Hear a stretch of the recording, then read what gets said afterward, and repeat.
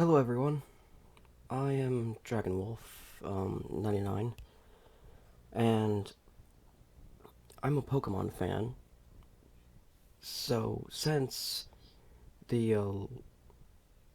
Sun and Moon series is getting close to coming to an end, and the Alolan League will be starting, um,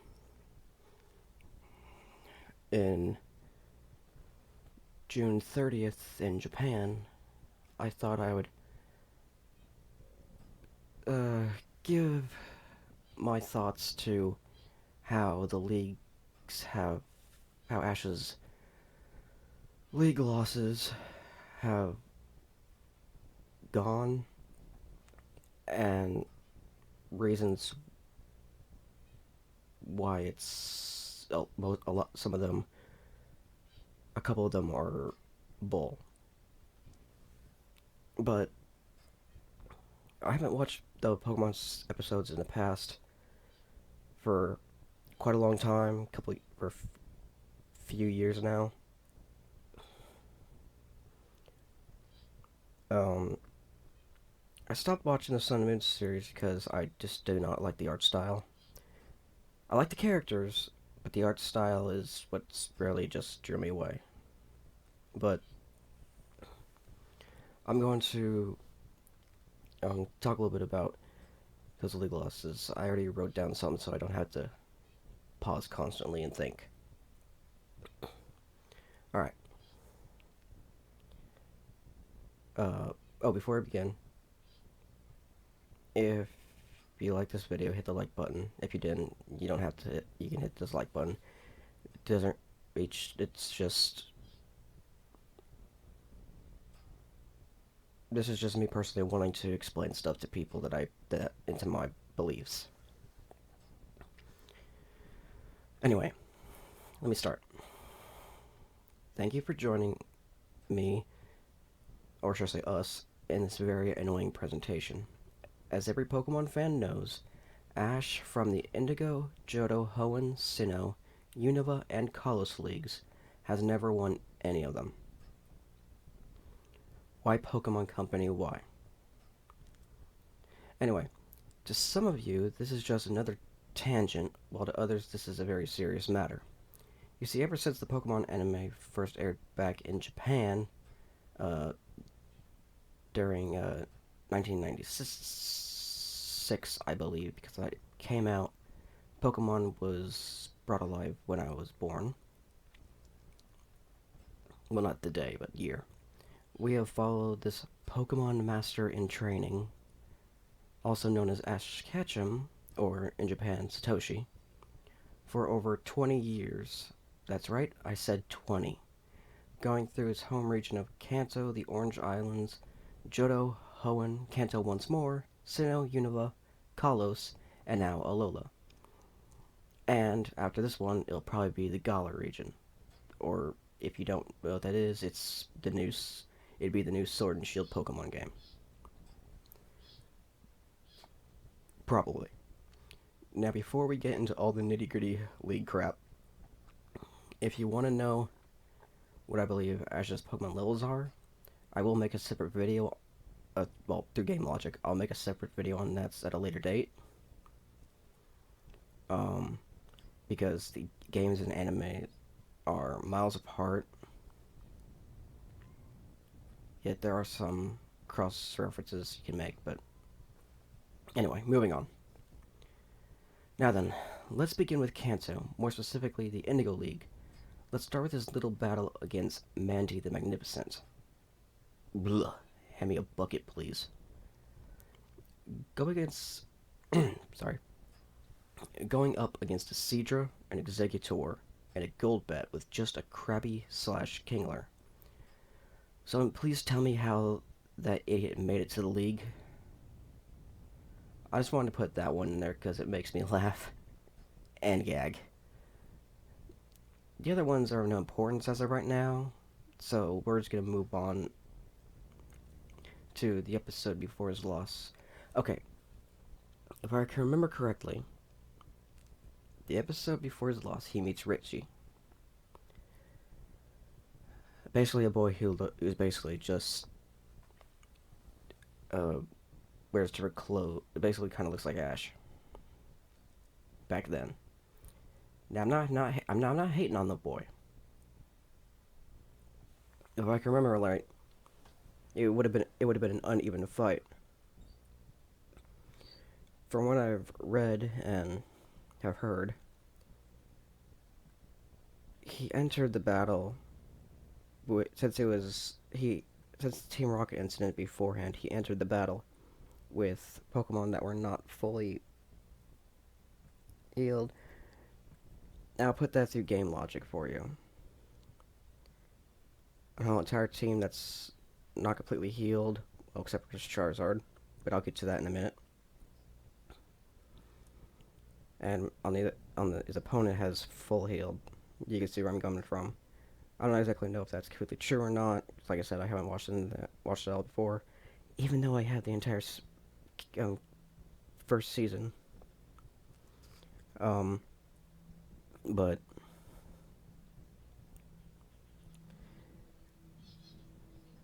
now let me put it this way: it was an uneven fight, yes, but Abby and Ash we know today.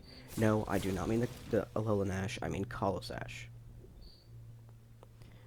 If he was in the same situation, it wouldn't have been that bad to overcome, at least for top 16. But for a novice trainer, it was a heavy blow. Now, even if all of his Pokemon were 100%, I'm sorry to say it, and it even pains me to say, that Ash only had about a 30 to 40% chance of winning. And it's all thanks to Charizard, or as I called him during that time, a complete failure of a Charizard and a disgrace to all fire types. Don't get me wrong, I love Charizard. It's actually one of my second favorite Pokemon, and my favorite fire type. Something about the power behind a monster that's like that is nuts. Also, quick note: if you go into the Pokedex in the game wise and look at Charizard's height, and then you go to the anime and look at his height, how bloody damn short are the characters in the anime compared to the game?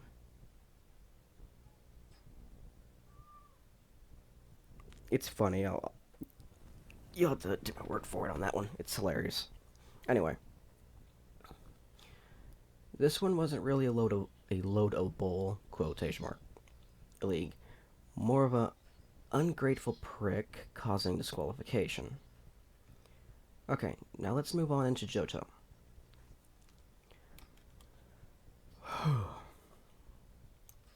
Now that we're in Johto, I'll tell you why I skipped the Orange Islands. Ash won there, so it won't be entered in here the same with the Battle Frontier, even though in some of those battles he could have done a bit better. But c'est la vie. Anyway, moving on. While in the Johto League, he did quite well for an apprentice level trainer.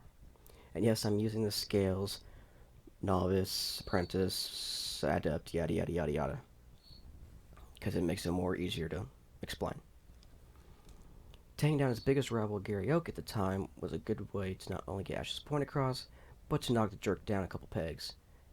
And at that time is when Charizard started to become regained his place at my number 2 Pokemon. Uh, I really liked that whole Steam idea. That was awesome. But going into his next battle against Harrison, another trainer who we knew absolutely nothing about, just like Richie. Only Harrison was no novice or apprentice level trainer. My guess by his Pokemon and the fight with Ash says that he was a round adept trainer, maybe. So he had more experience than Ash. Though that doesn't really mean anything. It does still to this day tick me off that he used Pokemon that Ash had never even heard of before. And if anyone says Harrison was just a more experienced trainer from another region, I don't know if I'm 100% sure on this, but I have talked to some friends of mine and they have backed me up on this. They never mentioned or hinted to the Hoenn region until Harrison appeared. So how on earth would Ash have been able to come up with any countermeasures? Then again, there's a Johto Ash. Even though he did take Johto seriously, well, as seriously as Pokemon will let you take it. Now Ash did put up one hell of a fight, so I can't fault anyone for it. But the whole Harrison thing is what. And Charizard losing to a um, Blaziken. That's yeah. Anyway, let's move on to Hoenn. Ah, Hoenn, a tropical region with new Pokemon to discover, and what do you know? Ash took Fampy with him for once. Only because the little child wanted to go with his father. Great parenting, Ash. The gang had some awesome adventures up to the League, but now we get annoyed once more. Hooray. Hooray, hooray. Yeah, I know. I'll give Ash credit in this one, for he did know somewhat of what he was doing, though it wasn't enough to win this league. And why, some may ask? Well, it's because of his opponent, Tyson. Okay, first off, why does this guy have a Meowth that wears a feathered hat and cowboy boots? It's basically Puss in Boots in Pokemon form, with just the sword missing. I mean, come on. It was bad enough a Meowth of all Pokemon beat Pikachu when Pikachu's been kicking Meowth's tail since the beginning of the bloody damn series.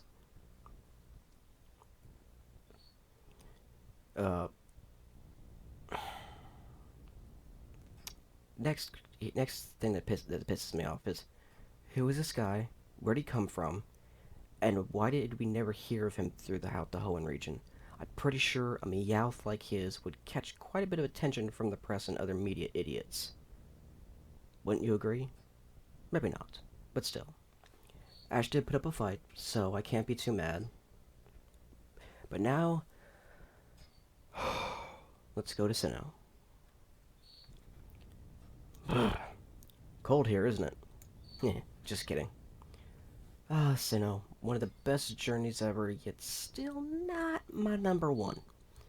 As we recall, Ash had an ass of a rival named Paul. If you can even call him a rival. If I were in Ash's place, I'd have decked the purple-haired freak. Yeah, sorry.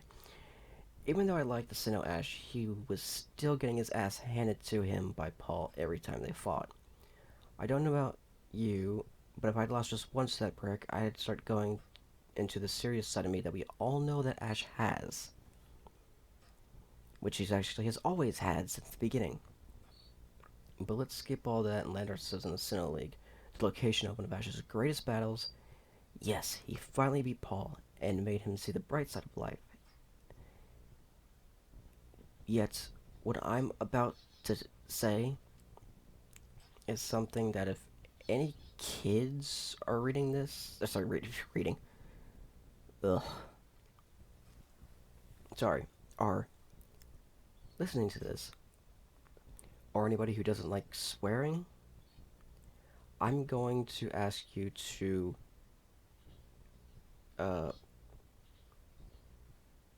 probably skip maybe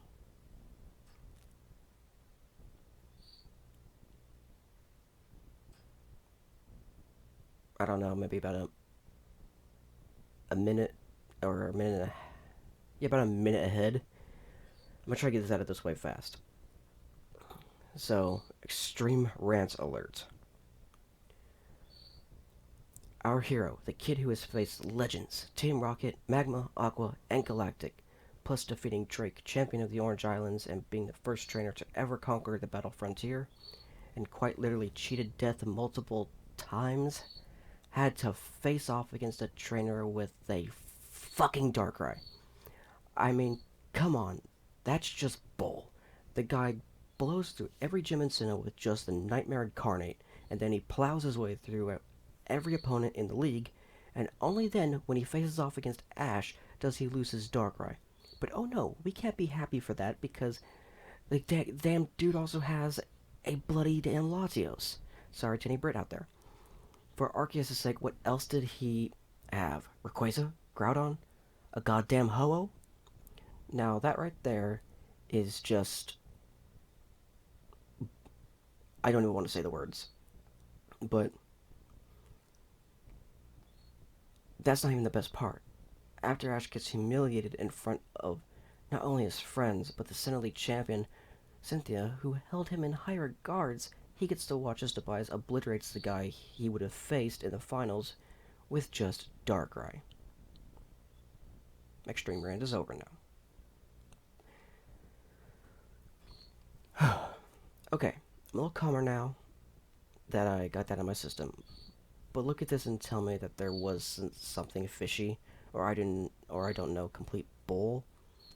If Tobias wasn't there, then Ash could have quite easily had taken out the guy from the finals with almost no problem whatsoever. But no, we pin him up against a living nightmare and a heartbreaking feeling after the whole Soldu fiasco. Even though they didn't acknowledge it, we all knew that hurt. At least to the veterans, we all know that hurt.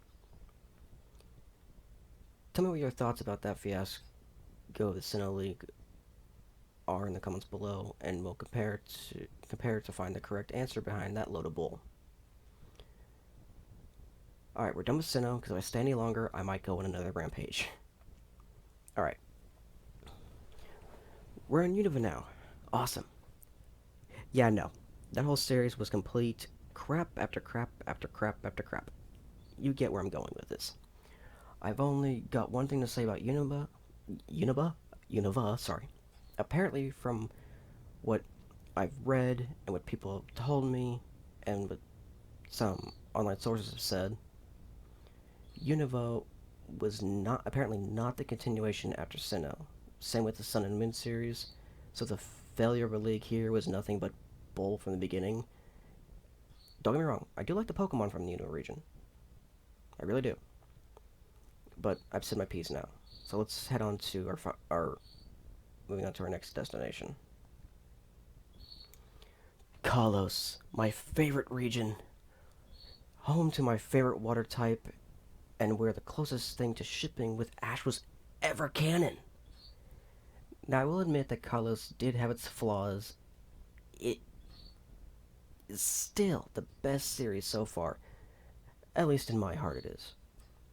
Ash was a hell of a lot more mature, but still had his goofy dense side. But whenever crap hit the fan, he went from a happy, huggable teddy bear into an elite trainer. Yes, I said elite, because that's what he was in this series. He was smarter, focused, calm, positive, and like he always says, never give up until it's over. He even accomplished something that only happens every 3,000 years? Or was it 300 years? I can't remember. But still, the Ash Greninja form turns Greninja into his strongest Pokemon, and yet he still lost in the Kalos League to some guy from another short series. Yeah, short series. But yes, I get the whole two worlds crossing paths stuff, yada yada yada. But really, Ash Greninja should have taken out Alon's Charizard with almost no effort. Apparently there's calculations behind what I've just said, but I'm not going into it because I do not really like math. But that Ash Greninja was supposed to be a tough cookie, as you can see from taking out a Mega Sceptile, who, might I add, is a grass dragon type. Alon's Charizard was a fire dragon type.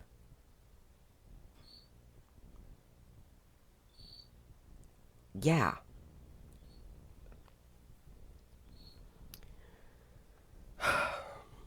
Though the team Ash went with was a rookie mistake. I understand he wants to use all of his Pokemon from that um, region in the league, but he didn't do that in Sinnoh.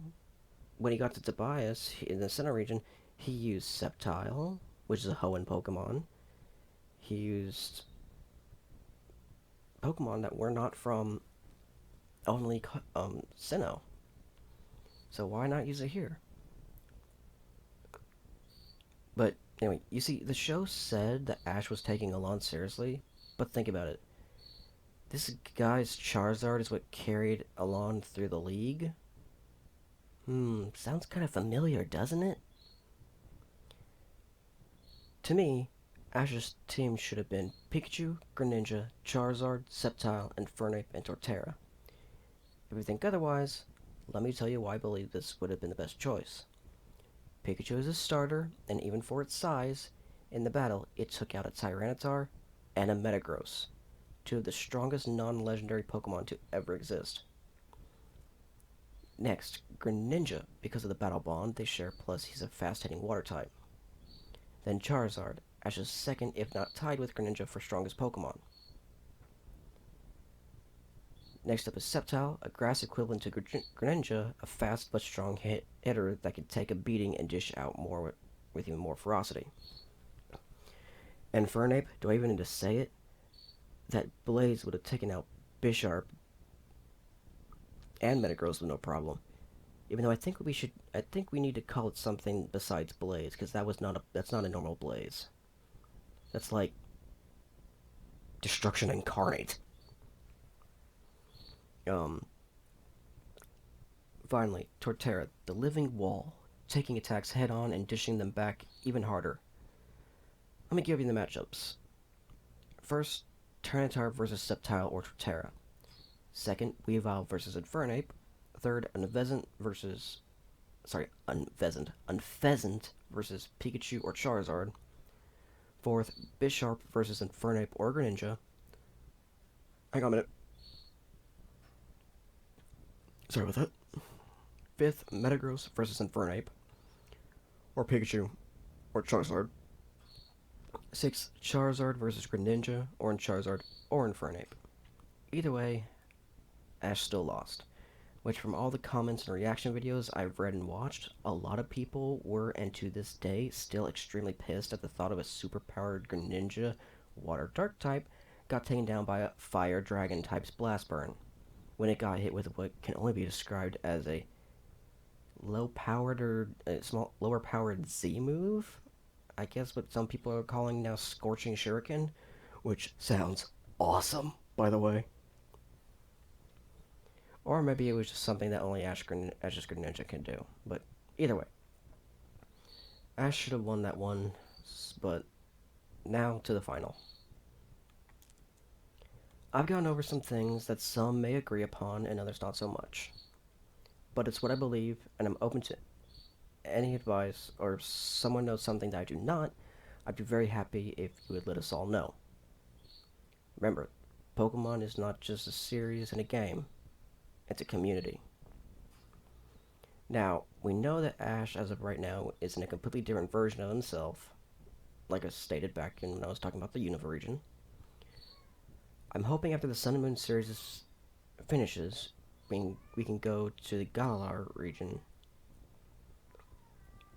and have our Kalos art style back, or maybe a better art style than what we have now. Because, like I said, story wise, it's eh.